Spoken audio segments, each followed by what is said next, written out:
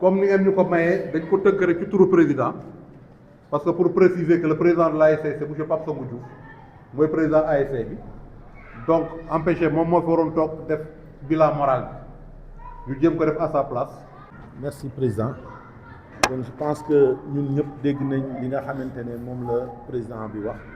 donc duñ ci bàyyee xel bu baax jaajëfal yi nga xamante ne jaajëfal nañ ko waa dëkk bi ak autorités yi nga xamante ne ñoo dëkk ci dëkk bi ak ñi nga xam ne ñoo jàpp ci équipe bi yëpp pour que équipe bi mën a def réalisation yi nga xamante ne def na ko ci at yi ñu génn nii donc je pense que bu ñu jógee ci loolu madaan yi vérification mandat yi donc kon mën nañu jàll ci vérification mandat bi donc ñoom il y a eu 90 cartes de membres qui ont été distribuées. Sur les 90 cartes de membres distribuées, il y a eu 54 présents ci assistance bi nii donc 54 présents yooyu war nañoo mën a permettre ñu délibérer tranquillement parce que bu fekkee ne da nga jël moitié bi plus 1 day nekk 45 plus 1 45 plus 1 mooy 46 donc loolu mooy ñu permettre ñu atteindre quorum mais boo leen xoolee li fi teew on a largement atteint le quorum donc on peut délibérer valablement c'est bon les gars voilà. avoir la possibilité ñu mën a am comme li nga xamante ne nii moom mooy régir ay charte toute association mooy une assemblée générale ordinaire qui doit se tenir chaque année boo xamante ne nii dina permettre ñi nga xam ne ñoom la ñu dénk qu'ils puissent faire un bilan moral un bilan financier lan moo dox lan moo doxul mais là ni ma gisee ni moom la ñuy doxee nii on va sauter toutes ces étapes là dem directement à l'élection d'un nouveau bureau xaaral ma ñëw ni ma gisee nii ñuy doxee on va aller vers une assemblée générale élective comme ni ko loi tënkee mooy lii parce que li comme ni ko modérateur bi waxee léegi le fait que par exemple Aziz def un bilan moral boo xam ne moom la président waroon def c'est une exception boo xam ne ñoom ñaan nañ leen ko ñu permettre leen ko mais moi je pense que avant de penser à mettre en place un bureau parce que tey jii nii mettre en place ce bureau là moom mooy même ñi nga xamante ni nii nekkoon nañ ci bureau bii nga xam ne mooy le bureau sortant ils auront la possibilité d'être reconduits sans pour autant ñu évaluer ñoom li ñu fi defoon ndax d'accord noonu ci walla déet ce qui fera que peut-être dans les choix xëy na mën naa am bu fekkoon ne man ki nga xam ne dénkoon nañ ko poste nangam bu fekkoon ne defoon na bilan man kooku ndax dina mériter waat sama confiance pour mën koo renouveler walla déet donc ce serait très important que képp koo xamante ne nii bureau sortant bi yoroon nga responsabilité et que tey jii nii nga am devant la population Nguékokh nga war a wax ñu déglu la nga wax ñu ñun 4 ans yi nga xamante ni nii yoroon nga mandat lan nga def ça serait très important que ñooñu noonu parce que man li ma échappé mooy si convocation yëpp gisuma benn yoon boo xamante ni nii on avait précisé que assemblée générale élective la ñuy def donc ce serait très important que ñu préciser que ñi fi toog ñëpp dina leen ñor ñi ñu dénkoon aussi ñu am la possibilité de rendre compte avant ñu renouveler le bureau je vous remercie. mais assemblée générale élective du am rapport d'activité du am rapport financier noonu lay demee maintenant nag ñoom s'ils n'ont pas fait le rapport loolu ce sera au nouveau bureau qui sera mis en place ñoom avec le comité exécutif ñoom ñooy dem régler loolu mais ñun bu ñu wooyee pour assemblée générale élective ci loolu rek lañ mën a sukkandiku parce qu'on a reçu une correspondance bien écrite donc noonu la affaire bi demee donc madame. Introduction. L'exercice qui nous réunit ce jour, samedi 1er novembre 2025, consiste à faire l'évaluation de nos activités au titre de la saison 2024-2025. Il s'agira bien évidemment de mettre à votre disposition le maximum d'éléments d'appréciation du travail difficile qui a été fait pour tirer les meilleurs enseignements possibles pouvant conduire obligatoirement à des corrections et changements majeurs. Vous m'excuserez de m'expliquer si brusquement, car je doute à la fois de vous laisser ignorer plus longtemps les conditions extrêmement difficiles dans lesquelles nous avons travaillé durant ce mandat, dont la saison 2024-2025 a été la plus harassante, tant du point de vue de l'inertie des commissions que du désengagement et de l'absentéisme notoire de certains dirigeants. En conséquence de quoi, vous retiendrez avec nous que l'exercice d'aujourd'hui n'est pas qu'un simple rituel auquel nous devons sacrifier, ni juste une obligation statutaire à laquelle nous sommes soumis, mais plus que tout cela. Il est un moment important de faire une évaluation exhaustive et sans complaisance de la situation. En somme, il m'a été donné de constater que les activités principales de l'AS Guékor ont pratiquement tourné autour du fonctionnement et de la pratique du football. Fonctionnement. Le comité exécutif de l'AS Guékor s'est réuni 3 fois et chaque rencontre est sanctionnée par d'importantes décisions concernant le suivi de la vie du club. Le bureau s'est réuni en moyenne 2 fois par mois de façon formelle et toutes les veilles de match. Au titre des décisions phares prises cette saison, il y a lieu d'en noter certaines qui ont eu un impact significatif dans la progression du club. Au rang de celles-ci, on peut retenir l'acquittement à temps de toutes les tâches et formalités administratives relatives à l'engagement fédéral, régional, l'assurance des joueurs et encadreurs, les visites médicales et enrôlement de licence, la représentation du club à toutes les réunions du district de football de Mbour, de la Ligue football de Thiès et de la Fédération sénégalaise de football, la création d'un code de conduite pour les joueurs et encadreurs, l'autorisation accordée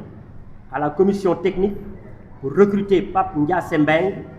comme entraîneur titulaire du club, assisté de Pape Matar Diao et de Bassirou Ndiaye. Mandat a été donné à la commission technique de faire de la prospection pour détecter et enrôler des joueurs venus d'ailleurs. Le recrutement de 50 joueurs étrangers et de 87 joueurs locaux a été enregistré. La validation de nouveaux attelages techniques, la validation des transferts internes de joueurs, la validation de l'allocation d'un minibus et l'allocation aux besoins de transport aux joueurs, l'accueil et l'hébergement aussi des joueurs,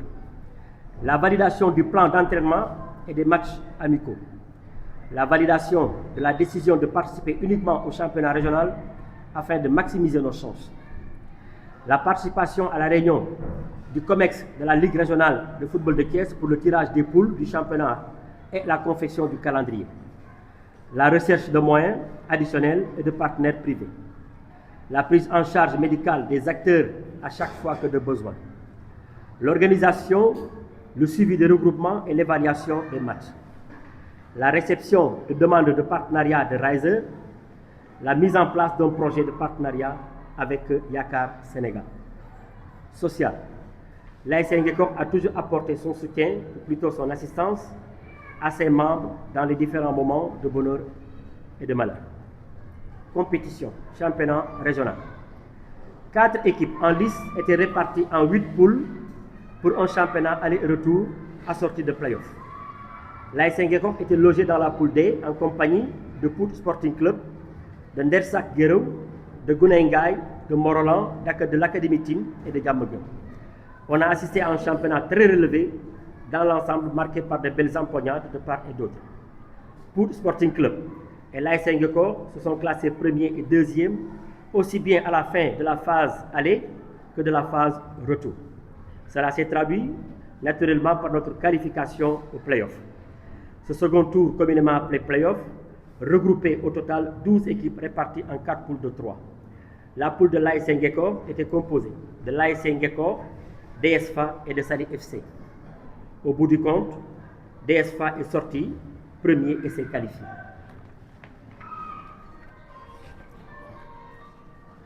À travers les compétitions, l'AS Guékor s'est évertué à promouvoir ses joueurs et encadreurs en rendant visibles les performances grâce à ses pages Facebook et un réseau de communication géré par le jeune talentueux Alioune Diop, ici présent. Cela s'est traduit positivement par des récompenses sportives, meilleurs joueurs du mois primés, qui sont des sources de motivation et de valorisation de nos joueurs et acteurs. Résultat, actuellement 5 joueurs de l'AS Ngekokh sont en pourparlers avancés avec des équipes de Ligue 1, de Ligue 2 et de National 1. Difficultés. Insuffisance, nous avons remarqué comme difficulté l'insuffisance de la subvention municipale, la léthargie, et je pèse bien mes mots, la léthargie des commissions, l'absence de solidarité collective, le manque de partenaires et de sponsors, la rivalité, ou plutôt les rivalités entre ASC de la commune, le manque de carte nationale d'identité pour les jeunes joueurs et l'absence de formation pour nos encadreurs. Les solutions préconisées, nous avons pensé demander à la mairie d'augmenter la subvention municipale. Nous avons également pensé de mettre en place une politique de communication beaucoup plus accrue, beaucoup plus convaincante. Nous avons également pensé d'étoffer davantage les commissions pour leur permettre de mieux vivre. Nous avons également pensé d'accentuer la mobilisation, qui est un maillon faible dans le processus de développement des activités de l'AS Ngekokh. Nous avons également pensé d'intéresser davantage les ASC de la commune, parce que nous avons constaté que les ASC sont loin de véritablement l'équipe Fagnon. Nous avons également pensé de pacifier les relations entre les quartiers. Nous avons aussi pensé de trouver les moyens additionnels, d'accroître la base affective du club avec des joueurs locaux. Nous avons également pensé de fixer des objectifs réalistes et réalisables pour le club. En perspective, nous avons pensé de poursuivre les démarches en direction des partenaires privés et aussi de la collectivité locale pour un accompagnement beaucoup plus conséquent. Nous avons pensé d'assurer pour cette année la montée en National 2. Équiper le bureau de l'AS Ngekokh qui a été mis à notre disposition par le stade municipal. Nous avons également pensé mettre en place une académie de foot jeune. Nous avons également cette année pensé d'organiser la licence C des entraîneurs parce que nous avons constaté que beaucoup de nos entraîneurs ne sont pas diplômés. Et cette année, je parle sous le contrôle du président du district de Mbour, nous comptons organiser une formation en licence C1 pour les encadreurs de Ngekokh. Nous avons également pensé mettre en place un projet de digitalisation pour la couverture des matchs. Nous avons enfin pensé trouver un bus pour le club. Remerciements. L'AS Ngekokh remercie le maire de la commune de Ngekokh, Pape Songo Diouf, monsieur le préfet de Sindia, monsieur Feu Mbaïsi, monsieur Cheikh Diouf, responsable politique, monsieur Mam Khalissa, monsieur Ahmed Diallo, responsable politique, monsieur Amdilo, monsieur Cheikh Wad, monsieur Amadou Fall Dama. Remerciements également au groupe Ngekokh Sport, à l'ASC Yakar, au au président des zones 5A et B, à M. Daoudelo de Maman O, à M. Pape Ndiaye de Ngekokh Info et enfin à M. Masser Fall. Voilà résumé véritablement le rapport d'activité que je tenais à présenter à l'Assemblée. Merci de votre attention. Ngekokh. Donc, M. Ndiaye Momar Talla, trésorier général de l'AS Ngekokh. Donc, damay ñëw ci bilan année 2024-2025 bu AS Ngekokh. Donc, je vais commencer par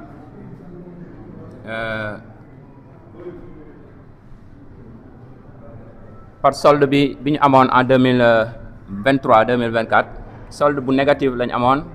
2024-2025 moins 753 450 moom lañ déparé. Donc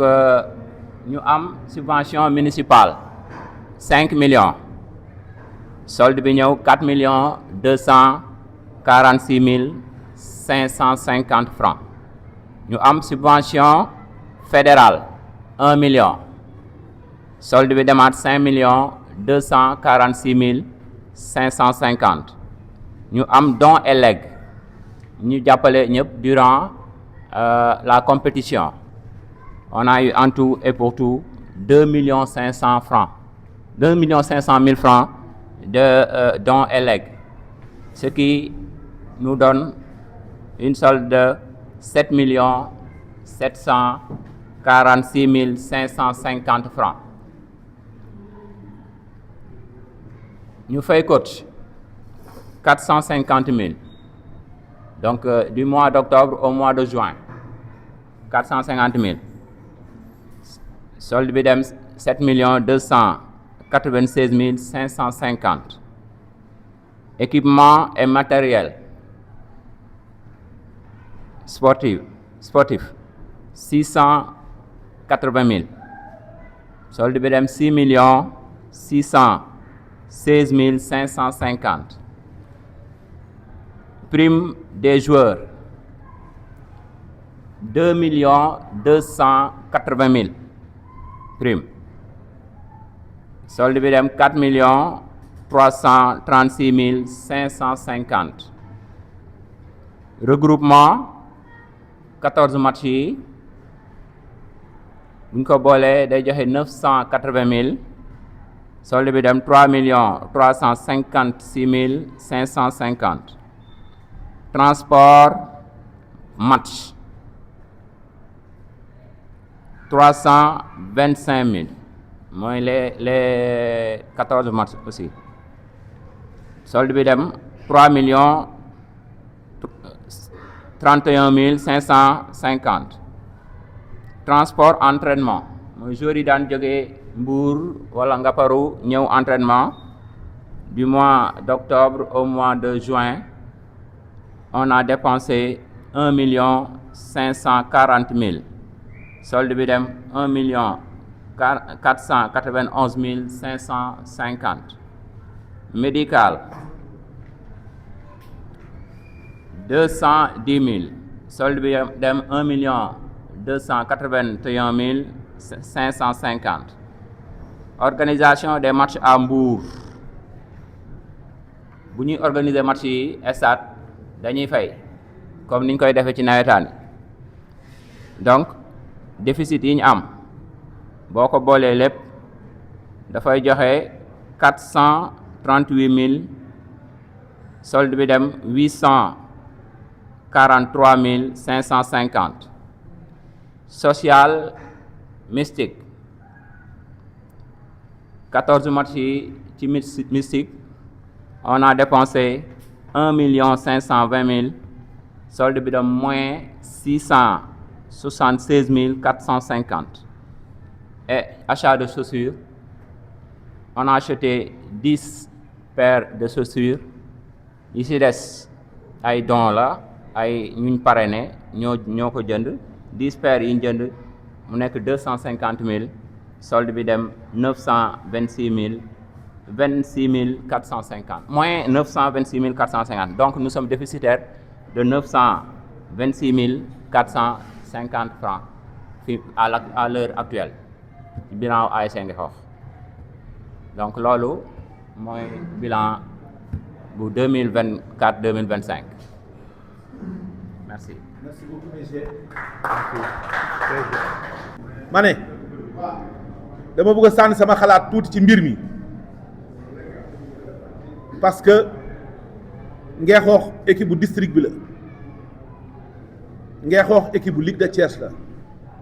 mais du équipe bu ndaw ça fait 4 ans Ngexox mu ngi bokk ci tournoi monté ñeenti at mu ngi bokk ci tournoi monté ak budget bi nga xamante ne moom lañ tudd fii nii léegi nii budget bii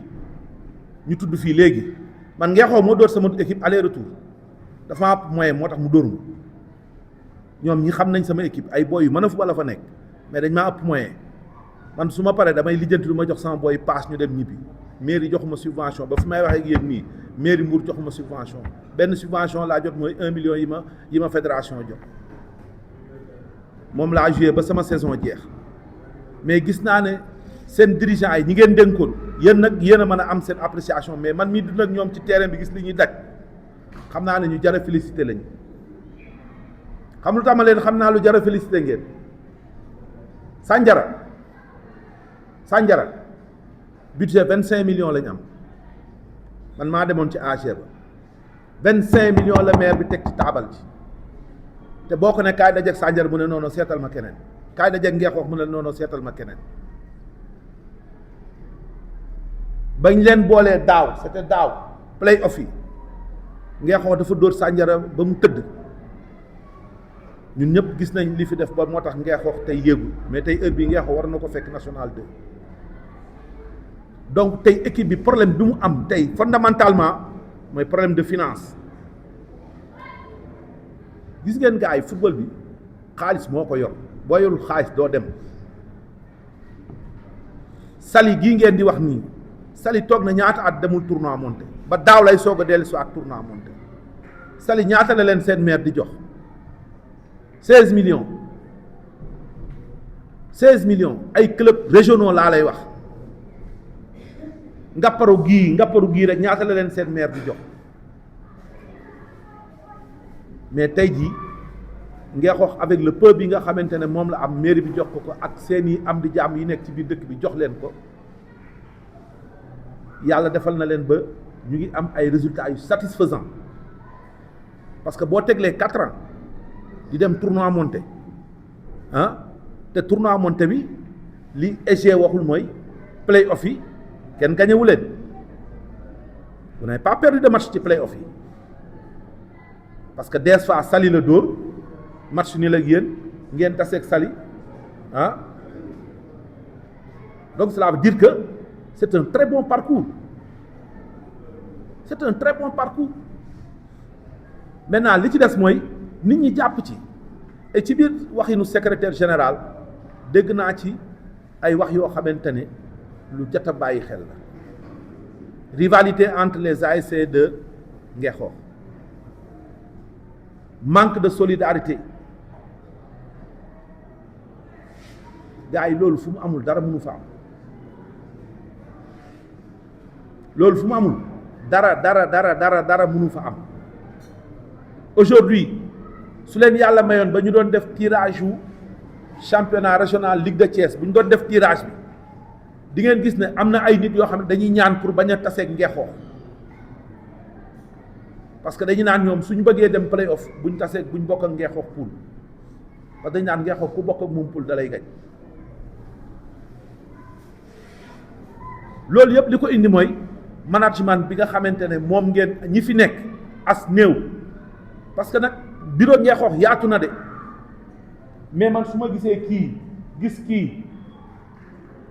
gis trésorier gis Pablo gis grand man pour man Ngeexoox mat na te parce que ñoom ngay gis à chaque match kii sama match ak moom jaabante na diggante biir stade bi ak ci kaw tali bi def na ko plus de 30 fois Madani Njaay nii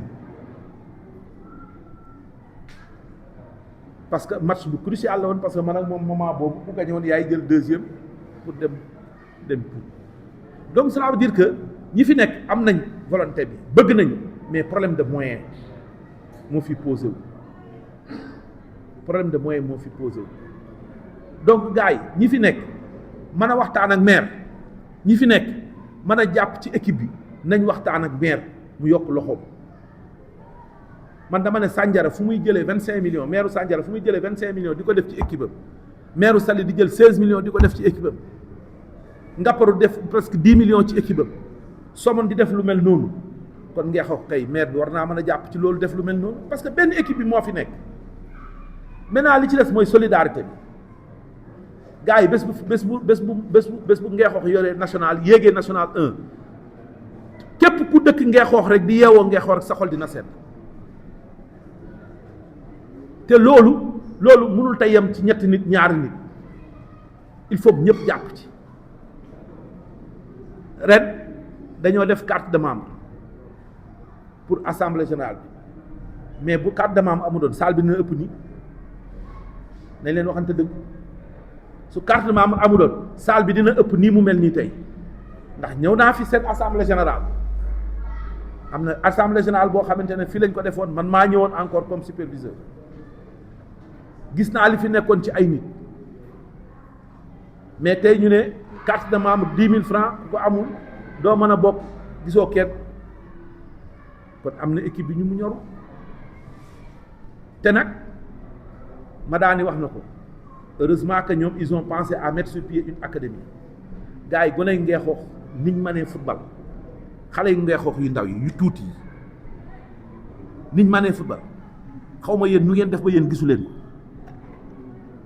ba ay jàmbaar di ko jël ay DSFA fii ay environnement foot yéen ak ñoom a bokk pour yéen a bokk championnat régional ñu jël seeni doom fas leen a yóbbu ca seen académie waaw nar a jël seeni doom yóbbu leen yor leen foofu di leen dundal jàppal leen football ñu tase Ngeexoox dóor Ngeexoox ngeen ñëw taxaw naan doomu Ngeexoox a dóor Ngeexoox mais loolu lu jar a xalaat la ngeen defar académie bi ñëpp dugal ci seen loxo gars yi gis nga football toll na foo xamante ne képp ku toog ne man du ma ci def dara yaa ngi def erreur parce que tey jii boo seetloo stade bi ba mu ñëwaatee ba nawetaan yi commencé waat xool leen économiquement rendement bi nga xamante ne moom la am ci dëkk bi économiquement tey am na ñoo xamante ne gëjoon nañoo dem jaay ay LSK wala jaay ay gerte caaf wala jaay ay affaire ci stade mais bi stade bi amee ils ont repris encore tey jii su Ngeexoox commencé di recevoir fii ils vont continuer leurs activités donc affaire bi ñëpp a ko moom te lu ñëpp wax nag doo xaar ñu woo la ci da ngay ñëw def ci sa loxo da ngay ñëw football bi toll na foo xamante ne gars yi il faut que ñun ñëpp ñu jàpp ci pour mën a avancer loo football bi Thiès nag c'est le championnat régional le plus relevé du Sénégal Thiès championnat régional bi gën a relevé Sénégal Thiès la nekk moo tax da ngay dégg fii ñuy wax ay équipe naan ku juum ba yegsi ci mbojjum xeer mi dootoo Africa Promo Foot am na chance dañ koo repêché mais buñ ko repêché wu doon balaa muy yéegaat demaat dina xam ne fii góor dëgg moo la fii téye moo lay tax nga génn fi gis ngeen dees fa am yéeg daaw yéeg ngi nii ma daane du ma bàyyi ma fen ils ont mis des millions pour arriver à ce stade là surtout seen match ak yéen ñoom def nañ lu ëpp 500 000 ci deuxième force alors que yéen seen 14 match yëpp 1 million ngeen def ñoom seen match ak yéen def nañ lu ëpp 500 000 te da ngeen a nul kon ñi fi nekk ils sont à féliciter ñi fi nekk jar nañoo jaajëfal mais jar nañoo jàppale aussi gars yi gis ngeen li jàll buñ ci xoolee boole ci tuuti kii rek dinañ dem fi may terminer c'est encore une fois remercier Ngeexoox yëpp mais di leen xamal ne leen yéen a délégué Madani Ndiaye mu ñëw au niveau du district de football de Mbour yéen a délégué Madani Ndiaye mu ñëw district de football Mbour district de football de Mbour yebal ko mu dem Ligue de Thiès ba tey jii Ligue de Thiès def ko mu nekk trésorier général Ligue de Thiès moom Madani yàlla def ci élection yi bi mu jàllee président ligue jël ko boole ko ci ñi nga xamante ne ñoo bokk ci fédération sénégalaise de football bu match international amee fii ñoom ñooy gérer match boobu noonu ci diggante vestiaire équipe yi ak mécourante yi Madani su match Sénégal jotee balaa muy génn terrain bi équipe nationale génn terrain loolu du ku nekk lañ koy jox de taxawal buntu vestiaire équipe nationale ngay taxaw te gars yi bu ñëwee dañ lay respecté goo xamante ne dernièrement dafa taxaw dugg ci biir vestiaire ne ko buur génnal mu ne Sadio Mané buur génnal yow la ñuy xaar parce que boobu ñu ngi taxaw bëgg ñibbi mënuñu ñibbi saa ngi ci vestiaire rek te du génn kon cela veut dire que moom am na taxawaay bu rafet mais sigil na Ngeexoox bu baax parce que tey Madani ba mu ñëwee Ligue de Thiès ba léegi ci la sunu finance yi noyyi li may wax nii dama koy wax ca kaw ñëpp dégg ko Madani ba mu ñëwee Ligue de Thiès ba léegi Ligue de Thiès ci la xaalisam ci la nit ñi di xam xaalisam fi muy jaar ak fi muy dugg parce que bi mu ñëwee dafa indi organisation boo xam ne ak méthode de travail boo xamante ne Ligue de Thiès da cee gis boppam te loolu moom mi moo ñu ko taxawee donc ñun ñu ngi koy gërëm di ko sant di wax waa Ngeexoox tamit ngeen jàpp ko ngeen gërëm ko ngeen sant mais aussi di leen pousse aussi gars yi am na ay sociétés yu nekk fii ci place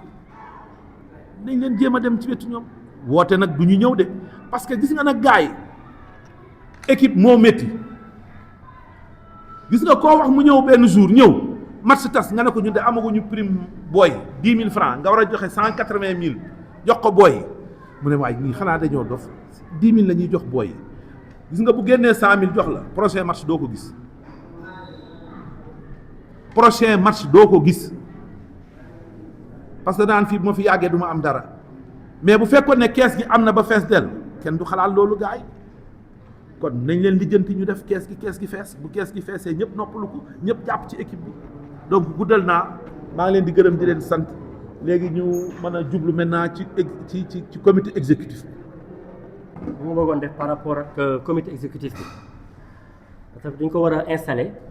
mais dañ doon xalaat est-ce que moom du ñu may ñu am benn proposition de COMEX boo xam ni dañ koy lire fii ñëpp dégg ko parce que dañoo xalaat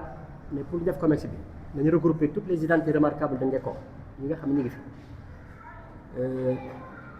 li tax ñu def loolu mooy coono gars yi gérer ASC Ngeko dafa métti de métti na trop dañoo remarqué parfois sooxe yi meex boo leen dégloo ci rapport bi léthargie des commissions absentéisme ñoo xam dañuy jël ay postes bañ leen ko jëlee lañ leen gëj a gis ñu dem liggéeyatuñu dañoo dem ba finalement ASC bu tourner autour de 5 personnes ou 6 lu métti trop nit ñi di sacrifier seen bopp. dama leen koy liiral waa Ngexox yëpp ci biir mais loolu moo gën. suñ ko liiree. su leen d'accord baax na su leen d'accord ñu joyeen ci waat rek defaraat. voilà. te su ma liiree affaire bi ñu xool ñi nga xam ñoo ci nekk ñëpp bu fekkee doy na leen ñu dem ci lu gaaw bu fekkee dañuy gis ni dafa manqué ñu yaakaar ni am na nit ñoo xam ni xëy na ñu omettre nañ leen maanaam fàtte nañ leen buñ leen mën a jël après ñu yokk leen ci liste bi ñu def. Vous êtes d'accord ci loolu ma lire quoi les COMEX bi dañoo xalaat Pape Songo Diouf Amadou Boubou Thiam Abdoul Aziz Diop Mapate Ndiaye Thierno Sow Cheikh Sidi Lo Mamadou Ndiaye Amadou Fall Dama Madani Ndiaye Momar Talla Ndiaye Mara Diop Mbaye Faye Papisco Pape Thiandoum Amadou Wuriba Moussa Seck Sy Ibrahima Faye Ibou Faye Mamadou Dione Mohamed Lamine Sarr Pape Thiendou Fall Amadou Soumaré Mahou de la mairie Ibrahima Ndiaye Pa Ibou Mohamed Diop Mohamed Seck Cheikh Sidi Mokhtar Dieng mooy Cheikh Fall Oumar Ba Ifra Diallo Youssou Seck Samba Ndaw Mbay Mar Babacar Fall Demba Seck Adama Sarr Ousseynou Ngom Abdou Faye Kati Dior Ami Ndiaye dañu xalaatoon comme COMEX boo xam mën na leen ko proposer léegi bu fekkee ni doy na leen ñu ngi ko bu fekkee yaakaar ngeen ne am na ñeneen ñoo xam ne bëgg nañu dugg ci COMEX bi wala ngeen am kenn gis kenn ko xam yaakaar ngeen war nañu ko ci mën a yokk ñu yokkaat ko ci ko mën a élargir COMEX bi. président ñaata li 37 la. voilà donc. gérer les 4 mandats, les 4 années, prochaines années qui vont venir. Maintenant, il nous faut mettre sur pied un bureau, un président, un bureau. Là aussi, waxtaan la rek comme li may faral di wax.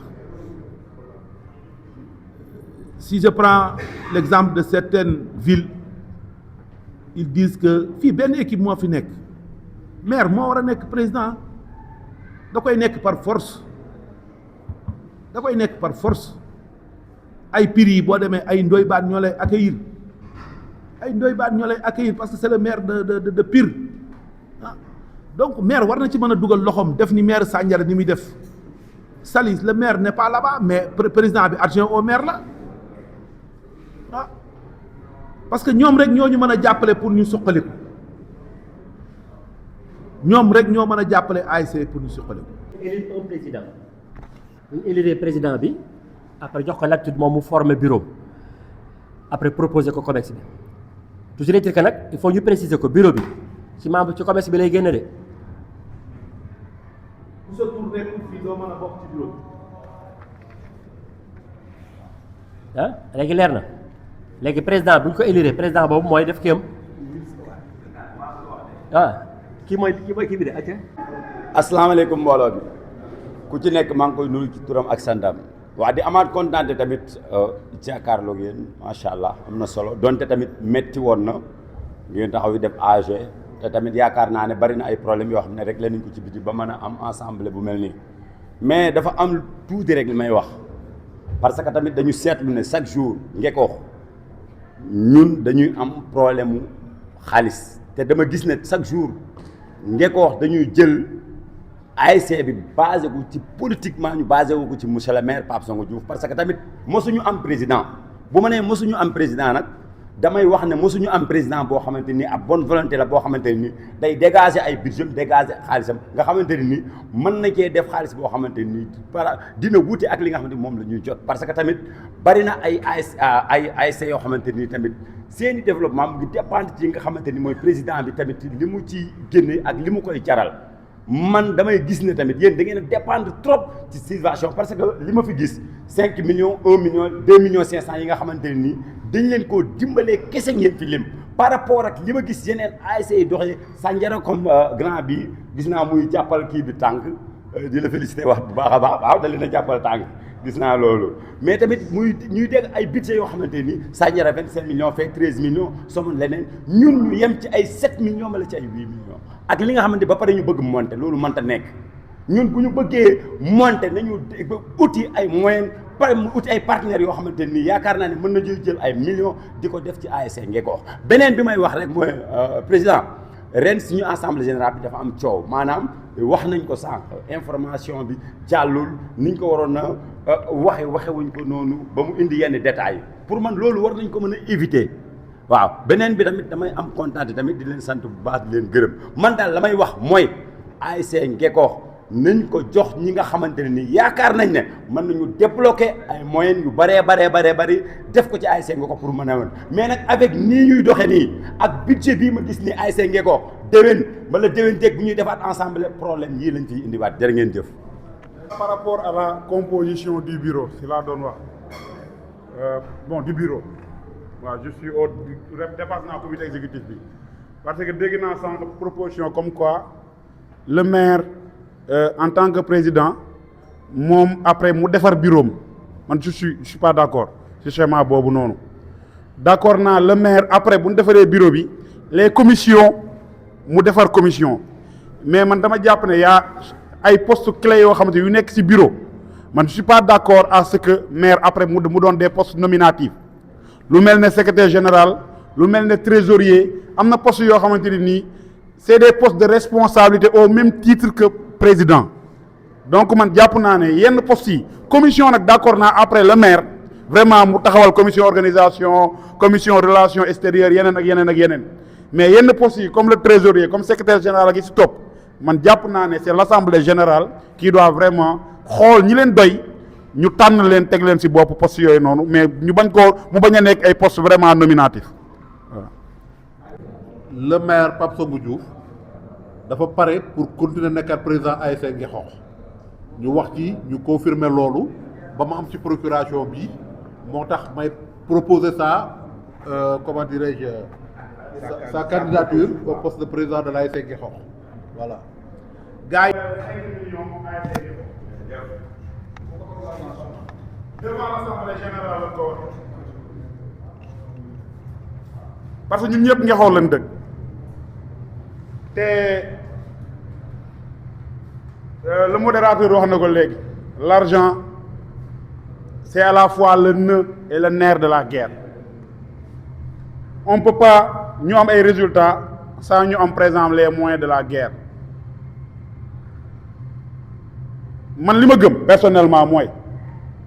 on n'a pas besoin d'un président hyper friqué bu yor xaalis di génne on n'a pas besoin de ça on a besoin d'un manager on a besoin koo xamante ni nii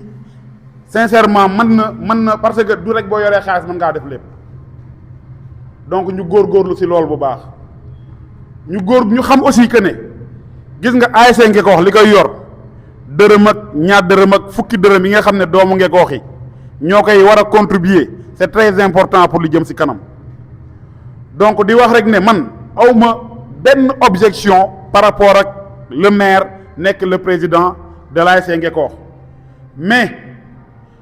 nanu rappelé wu ne ASC Ngekoox en dehors du maire presque musul am président képp ku ñëw xëy na deuxième vice-président ngay doon wala deuxième vice-président mais le maire a toujours été président d'office de l'ASC Ngekoox donc man sincèrement bëgg naa lépp loo xamante lu ñuy fas di ko wax fii que damay bañ ñu demaat ci groupe bi ñuy wax joo xamante ni ñu ne non lii waxu ko woon wala lii leerul woon wala lii amul woon bëgguma aussi ñu dem suba ñu bëgg a jaawale subvention bi ak 5 millions yi président war a joxe donc c'est très important muy loo xamante ni nii nan ci bàyyi xel parce que ay nit ñoo ko wax te ay nit lañ ko wax te ay nit ñoo ko dégg aussi donc c'est très important beneen bi aussi mooy man jàpp naa lenn te ñu bàyyi ci xel gis nga ñi nga xam ne ñoom la yàlla di dénk suba ñu jël ASC Ngekoox ñu gën a góorgóorlu ci cohésion bi ñuy wax par rapport ASC wala population Ngekoox bi aussi parce que am na lu bari loo xamante ne nii bu sooxee xëy na am na ñoo xam ne seen doxalin la donc ñu bàyyi xel ci loolu ñu xam ne xale bu ndaw beeg mag beeg ki amul ku amul ñu am ci ASC ñu jox ñëpp cër ñu dooleel ñëpp ku nekk aussi li nga xam ne moom mooy sa responsabilité aussi ñu delloo la ko yaakaar naa ne nag assemblée générale bu ñu fi jugee ñi nga xam ne ñoom ñoo nekk ci COMEX bi après dinañ ñu di defaral ab bureau boo xamante ne nii y aura de la compétence y aura également de l'engagement pour ñu mën a parce que football Ngekoox man maa ngi dégg léegi li nga xam ne mooy le modérateur di wax mais Ngekoox ñun on est conscient de ce qu'on a un grenier de talent extraordinaire boo xoolee dans le département de Mbour benn équipe moo mës a jël départemental ñoom ñooy jël département en dehors de la commune de Mbour ay équipe Ngekoox lañu daaw jéeg le champion départemental Ngekoox la bokk ren ki waroon a football final départemental équipe Ngekoox la yaakaar naa ne le dernier champion régional yaakaar naa ne Ngekoox la dëkk donc xam nañ ne football au niveau de la région de Thiès ñun dañ see am doole département de Mbour à part Mbour commune kenn mënuñu te xam nañ aussi dans la région de Thiès bu ñuy wax football département de Mbour am na si doole lool donc sincèrement ñun on est conscient de ce qu'on a on a les talents on a les ressources donc ñi nga xam ne ñoom ñooy jiitu ñu góorgóorlu aussi ba mën a créer par exemple cette dynamique synergie bi nga xamante ne nii Ngekoox ñun on n'avait même pas besoin di wuti joueur faneen mais c'est à vous ñi nga xam ne ñoom ñooy jiite ñu xool nan la ñuy réussir à maintenir les talents ñu football fii Ngekoox ñu defar benn équipe boo xam ne équipe bu Ngekoox lay doon beneen mooy par rapport au fond moi je pense que je l'ai toujours dit ñi nga xam ne ñoom ñoo jiitu il faut aller rechercher des moyens additionnels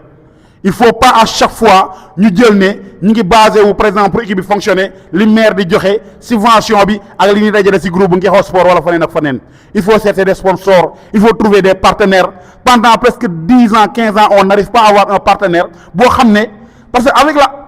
en coordination avec la municipalité mënoon na am benn entreprise boo xamante ne nii au moins chaque année dina yëkkati 2 millions jox ko ASC Ngekoox mais il faut essayer de trouver ces moyens là parce que à chaque fois bu fekkee ne lenn rek la ñu yaakaar pour am ay moyens fonctionnement à chaque fois ça va faire défaut te dëkk bi dafa metti jërë ngeen jëf. donc ci turu président ASC Ngekoox di Pape Songo Diouf maa ngi dellu di leen santaat ci confiance bi ngeen amaat ba joxaat ko président ASC Ngekoox di dalal xel yi nag parce que am na lu bëri loo xamante ni boo ngeen gisee comme ni ko Mada di waxee confirmation bi yéex sax ci conditions yi la woon. parce que am na yu bëri yoo xamante ni dañoo ne quel que soit alpha ren il faut mu changer am na yoo xamante ni mënutul continuer nii donc côté boobu moom dañ ciy dal seen xel